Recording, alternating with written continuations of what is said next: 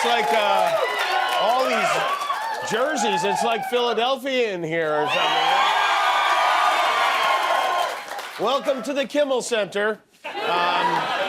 No, thank you for joining us here in Los Angeles, home of the giant plaster donut, where we are monitoring the events in Washington as they unfolded. Man, did they unfold today. Donald Trump, you know that guy, right? Donald Trump is determined to fill his cabinet with not just clowns, demented sewer clowns, like Stephen King book clowns. Trump spent the week placing perfect calls to pressure and threaten his fellow Republicans in the Senate, telling them to greenlight Matt Gaetz or else, despite reports Matt Gaetz paid multiple women for sex using Venmo, including a 17-year-old girl. The last time Trump made this many calls on behalf of an unqualified candidate was to get his son Eric into Georgetown. So this was special. And then Matt Gaetz went to Capitol Hill. Yesterday, he was on the Hill to drum up support himself, and he seemed optimistic. How have your meetings been today, sir? Well, can we ask what your message is? They've been going great. Senator's been giving me a lot of good advice. I'm looking forward to a hearing. Folks have been very supportive. They've been saying we're going to get a fair process. So it's a great day of momentum for the Trump-Vance administration. And now, if you'll excuse me, I have a school bus to catch. So anyway, that was yesterday, which was, as he said, a great day of momentum. Today was not. Today, Matt Gaetz withdrew his name from consideration for Attorney General and crawled back under the rock of cocaine he scurried out from under, which was a shock to a lot of people, especially considering all the top-notch Republicans who showed up to support him. Sham what they're trying to do to Matt Gaetz. He's no longer a member of this body. The report has they have no jurisdiction in releasing anything. Period. So if nobody here is willing to say it, I said, I'll come and say it. Oh, sorry. Even Matt Gaetz was like, no thanks, I'm good on the support, George. You can go back to your volleyball team. It seemed like he was in a good mood, though, right? He must have stolen some new credit card numbers or something, but... So Matt Gaetz will not be our next Attorney General. He said he decided to take his MAGA hat out of the ring because his nomination was becoming a distraction to the critical work of the Trump-Vance transition, which is true. President-elect Trump should not be distracted from his critical work of creating other distractions all the time. And what critical work is he referring to? Watching UFC fights with Kid Rock? Or touring SpaceX with Elon Musk like it's Bring Your Fat Kid to Work Day? I mean, which... Gaetz said he was honored that Trump nominated him, and he looks forward to spending more time posing as a high school senior on the Roblox Reddit page. So the reason Gaetz appears to have bailed suddenly is because more damning accusations were about to come out. The House Ethics Committee was reportedly informed about a second incident involving the 17-year-old who said she had a paid sexual encounter with Gaetz. Well, one thing you can say is he was putting young people to work. And despite these vile allegations, Matt got a round of applause from Republicans like the very Christian Mike Johnson, who said he has a bright future ahead of him. Lindsey Graham said he's very smart and talented and will continue to contribute to our nation's well-being for many years to come. And, of course, the president-elect weighed in with MAGA-nanimous words. He said, I greatly appreciate the recent efforts of Matt Gaetz in seeking approval to be Attorney General. He was doing very well, but at the same time did not want to be a distraction for the administration. Matt has a wonderful future, and I look forward to watching all of the great things he will do. Oh, I bet you look forward to watching all the things he will do.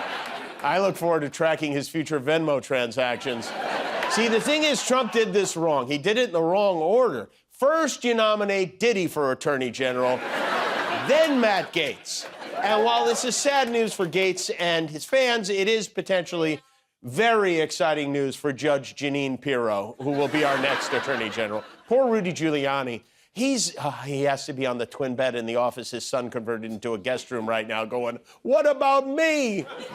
This Gaetz situation is a setback for Trump, but it'll all be forgotten as soon as he nominates new Surgeon General Dr. Heathcliff Huxtable for. And then we have Presidani's new worstie Elon Musk, who will be joining forces with Vivek Ramaswamy to head up what they're calling the Department of Government Efficiency, or DOGE. He named a new department of the government after the Bitcoin he owns, and Trump allowed it. He probably doesn't know he allowed it, but he allowed it. They're looking to cut the federal budget, and Elon does have experience when it comes to cutting. He was able to cut $31 billion off the value of Twitter just by buying it. Musk and Ramaswamy have said that federal employees whose positions are eliminated deserve to be treated with respect and given voluntary severance payments to facilitate a graceful exit. Right. Everyone gets a free cardboard box to load their stuff into and maybe live in. This is how Elon Musk gives severance. When Elon Musk fires you, he says good luck and runs you over with a Cybertruck. Okay? Now, this is fun. Musk is at the center of a new conspiracy theory involving Donald Trump. Some ex-users believe that when Trump was at SpaceX this week, he used a body double. They say that is not really Donald Trump. He does look kind of weird. To me, it looks like he was out by the barbecue and the grill exploded. But there's something going on. This was verified ex-user named Hustle Bitch mentioned this first, so you know there's something to it. Here's the thing. If Donald Trump picked a body double, it wouldn't look like that. It would look like this. Okay. When he wakes up in the morning, looks in the mirror, that is what he sees. Don't these conspiracy guys take at least a couple of weeks off after the election? I mean, and while Don Jr. has been palling around with the in crowd lately, his brother Eric is over in the UK sharing his powerful charm with our friends across the pond. As a country, we've been ripped off by everyone. We've been ripped off by China. We've been ripped off by Vietnam. We've been ripped off by the European Union. We've been ripped off by NATO. And I'm telling you, that's not going to happen under Donald Trump. I mean, the days of America being stupid are over. I mean, just the days of America being stupid are over. Does that mean you're staying in England? I mean, the days of America being stupid are not over. Yes, under the leadership of our new Secretary of Education, Mrs. WrestleMania, the days of us being stupid are over. I mean, if you want to pass the message on to your dad, the best Christmas gift the UK could get would be a tariff-free trade deal. If you could pass that on. Pass that along. So yeah. If you can pass a message along on your end, maybe be a little kind and maybe treat other countries and other world leaders with a little respect. And typically honey attracts more than vinegar. Well, that took a turn. Daddy's little buddy is turning into a tough big boy, isn't he? I mean, what's going on? Who told this dip it was okay to go over to the UK and threaten them? Just for clarification, who's that to? It's the government, to Keir Starmer? It's to a number of people. Yeah. It's to Sporty, it's to Baby, it's to Ginger, it's to all the Spice Girls, in fact. You're on notice. His message to our allies is, be nice or my dad will beat you up. I think my father's going to take care of the United States of America. My father's not a guy who just wants to tariff people. My father worked so tirelessly, hence the reason my father was elected. My father did the impossible, and my father. I didn't realize you guys were related. It's so embarrassing. You know, this is crazy. Last night at Sotheby's, that's the famous auction house in New York, they sold a conceptual work of art, which is, and this is for real, it is a banana and a piece of duct tape. We're going to begin at $800,000, at $800,000, $850,000 now, $850,000, $900,000, thank you, sir. At $5 million for the banana, here it is. Only at Sotheby's. These are words I never thought I'd say. $5 million for a banana. At $5,200,000. Jen, the Catalan is yours. Congratulations. Thank you very much indeed. It sold for $5.2 million. $6.2 million with commissions. How funny would it be if that woman just walked up, pulled a banana off the wall, and ate it in front of everybody? The artist, this is the artist, he said he did this as a satirical jab at market speculation, and it worked. I mean, this whole time, people have been investing in Apple. They should have been investing in banana. The woman who won the bid was bidding on behalf of a crypto entrepreneur. And I want you right now, if you would, together to close your eyes and just try to imagine what a crypto entrepreneur who would pay $6.2 million for a banana might look like, okay? Are you ready? Do you have it in your head? All right, now open your eyes. That's him. You had it exactly right. That is Justin's son. Justin said he looks forward to eating the banana in the coming days. He's going to slice it up and have it on his morning Picasso. A $6.2 million banana. Thanks, Joe Biden. This inflation is absolutely out of control. Speaking of art, one of the most highly anticipated movies of the year is Moana 2. It's coming out next week, and we were fortunate enough to get a sneak peek for our man Guillermo, who, wait, where's Guillermo? Aloha, Jimmy. Did you die? No, I am in Hawaii. Oh, wow, hi, Guillermo. Look at you, hold on a second. Why are you in Hawaii? You told me to review Moana 2, dumbass, so I flew to Hawaii. No, you could have just gone to the movie theater right next door. You didn't have to go all the way to Hawaii, Guillermo. I'm sorry, it's hard to hear you because I am in Hawaii and I'm not listening. Okay, all right.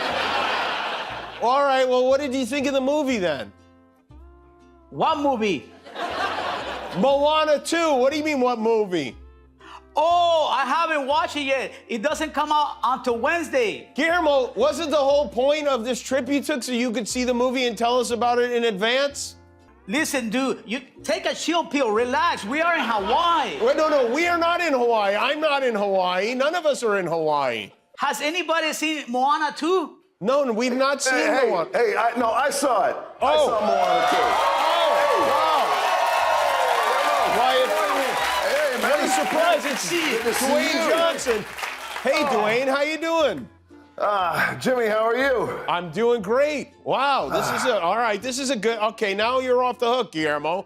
Now Jimmy, you get look, it. Here he it's is. Dwayne Johnson, The Rock. Yes, I see him. He just said it. You're a bit delayed on that one. You guys look like you're having fun. I got a question for you, Jimmy. Yeah. Why? And I love you. You know that we go way back. But hey, dude, why did you send Guillermo instead of you? Instead of me, no one told me there even was a trip. And by the way, some of us have to work. Some of us have a show that we have to do. What a nerd. Well, all right, Dwayne, so you have seen and you're in Moana 2. Will you tell us something about it? I will. I've seen it, and the movie is, you know what? The movie's awesome, Jimmy, and that's the truth. And I think a lot of people around the world are excited about it. We go on a new epic voyage and a journey, and Maui, my character, I bring back to life. Moana is there. We have new music, and on top of all that, the visual effects are spectacular. The story's spectacular, and also I think it's important in that it's the encouragement and the empowerment of empowering a young girl and our young boys and girls out there, and how important that is. Wow, that's nice. I have a few questions for you. Wait a minute, what? You have questions? I have a question for Mr. Johnson. Hold on, Jimmy. Okay. All right. Okay. All right. Here, hold on. All right. Here's my first question. Is cereal a soup? Wait, that has nothing to do with Moana 2, Guillermo. Domas, you haven't seen it yet. Neither. You haven't seen it yet either. All right. Please answer the question. What's the question again? What is it?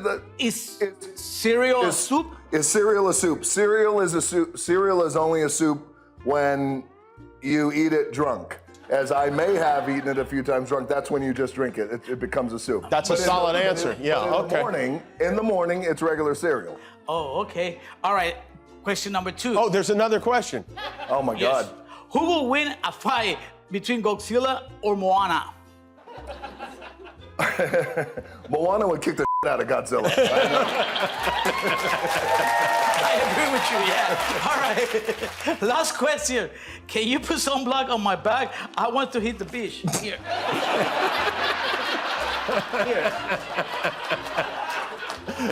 Here. Now, this is more of a request than a question, Guillermo. I don't know that this is technically... this isn't a request or a question. This is a nightmare. That's what this is. What kind of SPF do we have going there? Guillermo, right, you have a go. couple of like mysterious islands living on your stomach there of hair patches. Yeah, All right. okay. All right, ready? Oh, This is happening. This is really happening right now. Yeah, I could see why you went to Hawaii, Guillermo. Well, thank you, Jimmy. Thank you, Guillermo. Thank you. Moana too. All right, Thank you, Jimmy. Well, Guillermo and Dwayne, thank you very much. Moana 2 comes out Wednesday, the 27th. We got a good show for you tonight. Jason Kelsey is here, and we'll be right back.